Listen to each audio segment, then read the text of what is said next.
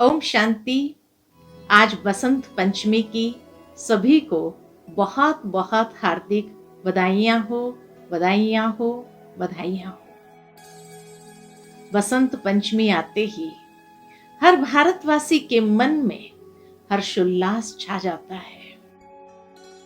एक सुंदर सा ऋतु परिवर्तन का, मौसम परिवर्तन का संकेत है। जैसे कि 2 महीने से धरती माँ ने शीत की चादर ओढ़ के रखी थी और अब धरती माँ भी अंगड़ाइयां लेकर के जागृत हो रही है। हवाएं बदलने लगी है, मौसम में परिवर्तन आने लगा है और इसीलिए बसंत पंचमी पर इस परिवर्तन के लिए भी हम सभी तैयार हो जाते हैं।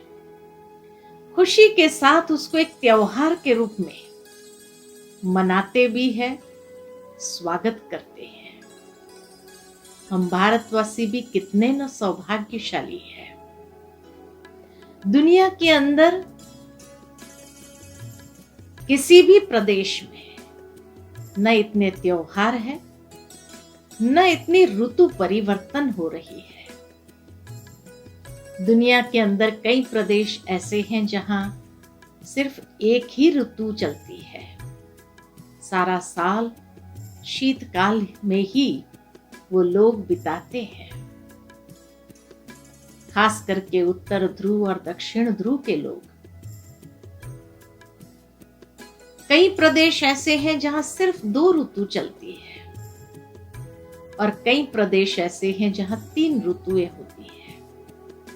लेकिन भारत में हम सभी 6 ऋतु का अनुभव करते हैं और हर 2 मास में ऋतु परिवर्तन के साथ बड़े खुशी के साथ हम उस ऋतु का स्वागत करते हैं, आवाहन करते हैं, त्योहार मनाते हुए। इसी तरह आज देखा जाए कि बसंत पंचमी अर्थात बसंत बहार का आगमन है और धीरे धीरे वो सर्दी की जो ठंडक थी कम होने लगती है और जैसे प्रकृति में भी एक नया जीवन, एक नई चेतना प्रस्फुटित होने लगती है। डाल डालियां झूमने उठती है, कोयल अपने मीठे गान आरंभ कर देती है और कोयल की कुहू से जैसे सारा वातावरण तरंगित हो उठता है। नए पुष्प, नए पत्तियां आने लगती हैं वृक्षों के ऊपर, नए फूल जैसे ही खिलने लगते हैं। अर्थात बसंत की बहार आते ही हर एक मनुष्य के मन के अंदर भी नई आशाएं, नई आभा प्रवाहित होने लगती है। जैसे कि एक नया जीवन हर एक को प्राप्त हो गया है। कितनी सुंदर ये बाहरी मौसम हम अनुभव करेंगे। जैसे जैसे वायु में परिवर्तन आता जाता है, सूर्य उत्तरायण की ओर आगे बढ़ने लगता है तो दिन लंबा होने लगता है, रातें छोटी होने लगती है और बसंत पंचमी से प्रकृति के अंदर रंग बेरंगी पुष्प सुगंध फैलाते हुए सारी हवाओं को महका देते हैं। जब इतनी प्रकृति खुशी में आ जाती है तब हम समझते हैं कि सचमुच ये ऋतु अनेक प्रकार के मनुष्य जीवन में भी खुशी के रंग भरने लगती है। और बसंत पंचमी के ये हर्षोल्लास का त्योहार फिर होली के रंगों के साथ ही समाप्त होता है। इसीलिए कहा कि हम भारतवासी 6 ऋतु अनुभव करते हैं। यही बसंत बहार के बाद ग्रीष्म ऋतु आएगी, उसके बाद बरसात आएगी, फिर शरद ऋतु आएगी, हेमंत ऋतु आएगी और शीतकाल।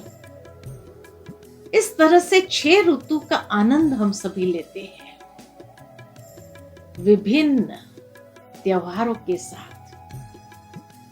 साथ ही साथ बसंत पंचमी का विशेष महत्व है। पौराणिक कथाएं अनेक है इसके साथ जुड़ी हुई। सबसे पहली पौराणिक कथा जो उसके साथ जुड़ी हुई है वह है कि कहा जाता है कि शबरी मां ने जूठे बेर इकट्ठे किए कि मेरे राम जी एक दिन आएंगे और उन्हें ये मीठे बेर खिलाएंगे। और कहा जाता है कि बसंत पंचमी के दिन आखिर शबरी मां के इस प्रेम की भावनाओं का सम्मान देते हुए राम जी उसके द्वार पर पहुंच गए और उसके प्रेम की भावना को स्वीकार करते हुए वो जूठे बेर भी खाए। भावार्थ यही है कि ये ऋतु हमें संकेत देती है कि हमें भी ईश्वर के साथ इतना सुंदर स्नेह, निस्वार्थ भाव का स्नेह जितना हम ईश्वर के साथ अगर रखने लगेंगे तो परमात्मा भी हमारे स्नेह को स्वीकार करते हुए हमारी भावनाओं को सम्मान देंगे। तो परमात्मा से प्रेम करने की ये ऋतु है बसंत बहार की।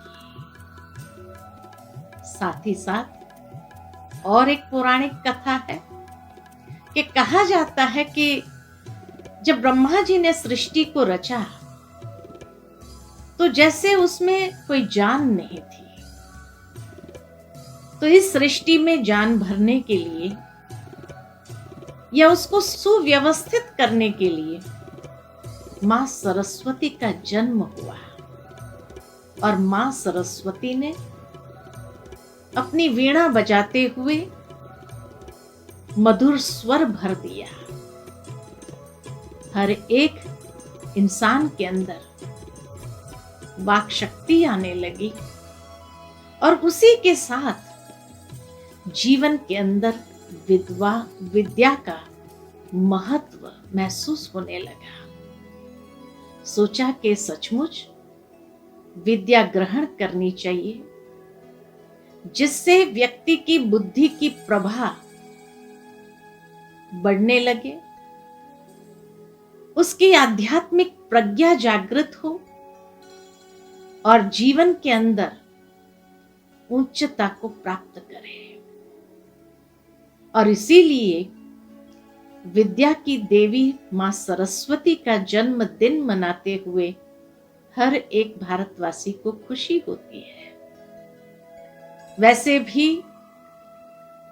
शिव शक्तियों में 3 शक्तियां विशेष गाई जाती है, मां लक्ष्मी, मां दुर्गा और मां सरस्वती। और ये तीनों देवियों का विशेष दिन भारत भर में मनाया जाता है। मां सरस्वती का दिन बसंत पंचमी है। इसी तरह अगर देखा जाए तो मां लक्ष्मी का दीपोत्सव के साथ आता है और मां दुर्गा का नवरात्रि के रूप में गायन और पूजन त्योहार के रूप में खूब धूमधाम से मनाया जाता है। विद्यादायिनी मां सरस्वती की पूजा हर एक पाठशाला में होने लगती है। विशेष बच्चों को अक्षर ज्ञान प्राप्त होता है और जो मां सरस्वती की आराधना करते हैं या उनका ध्यान करते हैं, उसके मन की प्रतिभा विकसित होने लगती है। मां सरस्वती का वरदान प्राप्त करते हैं और उनके अंदर बौद्धिक प्रतिभा विकसित होने लगती है। मां सरस्वती का वरदान जिन्हें भी प्राप्त हो जाए उन्हें विद्वान माना जाता है। इसीलिए दुनिया के अंदर जो भी विद्वान हो गए उन्हें पंडित या सरस्वती की उपाधि से नवाजा जाता है, अर्थात कि वो दिव्य बुद्धि की प्रतिभा वरदान रूप में प्राप्त करता है। आज मां सरस्वती का दिव्य स्वरूप जब हम देखते हैं तो वह भी हमें कितनी सुंदर प्रेरणा देता है कि जिनके पास ये आध्यात्मिक प्रज्ञा वरदान रूप में प्राप्त कर लेते हैं, जो भी आत्माएं, तो मां सरस्वती को एक तो सफेद वस्त्रधारी दिखाते हैं, अर्थात स्वच्छता और पवित्रता का प्रतीक। हंस पर बैठी हुई, अर्थात जिसका वाहन हंस है, इसीलिए उसको हंस वाहिनी भी कहा जाता है। हंस की विशेषता यही है कि जो नीर और क्षीर को अच्छी तरह से परख करके अलग कर सके, कंकड़ और रत्न को परखते हुए अलग कर सके, और जो मोती को ही चुगता हो, अर्थात इतने अमूल्य चीज को ही ग्रहण करता हो, तो ऐसी जिसके पास आध्यात्मिक प्रज्ञा विकसित होने लगती है, उसकी बुद्धि इतनी तीक्ष्ण हो जाती जो सत्य और असत्य के बीच में अच्छी तरह से परख सकते हैं, और सत्य को अपनाना, क्षीर को अपनाना और नीर को अलग करके दूर कर देना, रत्न को ग्रहण करना, अर्थात दिव्य गुण रूपी मोती को चुग लेना, और बाकी व्यर्थ की बातों को छोड़ देना, ऐसी शक्ति उस आत्मा के अंदर आने लगती है।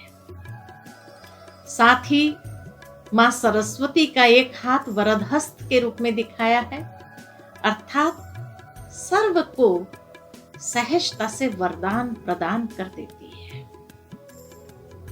वरदानी स्वरूप है और इसीलिए सहजता से उसका वरदान हम प्राप्त कर सकते हैं, लेकिन उसके लिए मन की स्थिति बहुत निर्मल और पवित्र रखनी पड़ती है।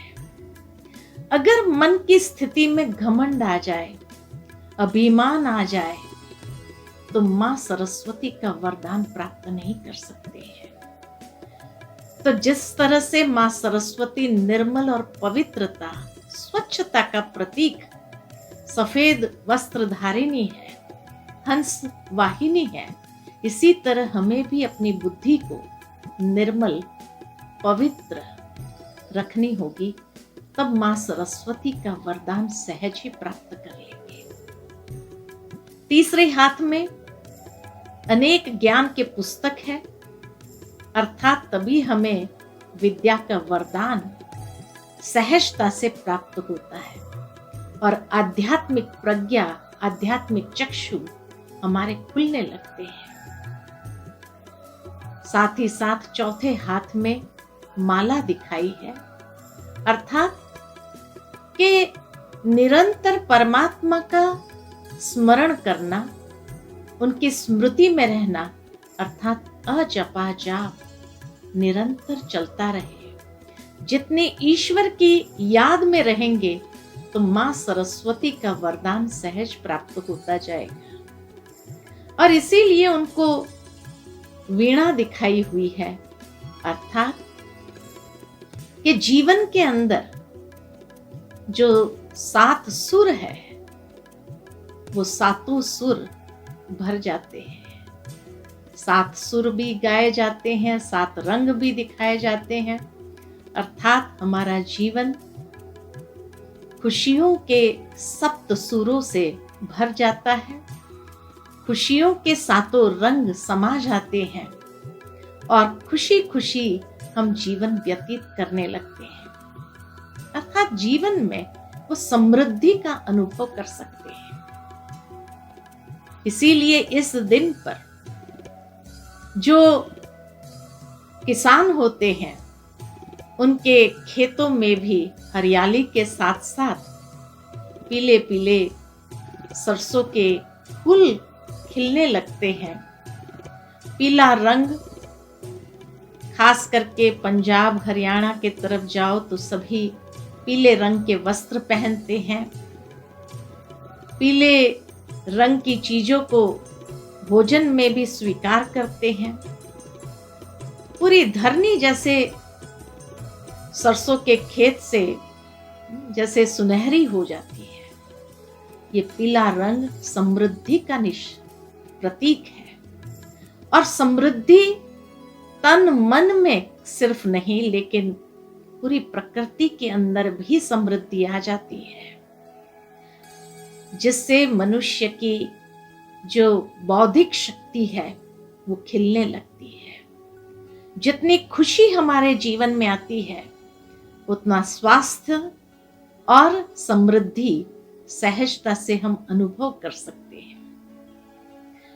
इसीलिए कहा कि ये त्योहार ऐसा परिवर्तन सिर्फ प्राकृतिक रीति से नहीं, लेकिन मनुष्य जीवन में भी बहुत सुंदर परिवर्तन का आवाहन करते हुए हर इंसान उसको त्योहार में खुशी से मनाते हैं। तो आज हम भी उस समृद्धि का अनुभव अपने जीवन के अंदर करें और निरंतर ईश्वर के प्रेम में स्वयं को समाते हुए उस प्रेम का अनुभव करें। बसंत पंचमी की पुनः लख लख बधाइयां हो। बहुत बहुत खुशी भरा सबका दिन गुजरे और उसके साथ आने वाले दिन भी सब बहुत सुंदर तरीके से अनुभव करें, मनाएं। ऐसी ही शुभ भावना, शुभकामना देते हैं। इन्हीं शब्दों के साथ वाणी को विराम देती हूँ। ओम शांति।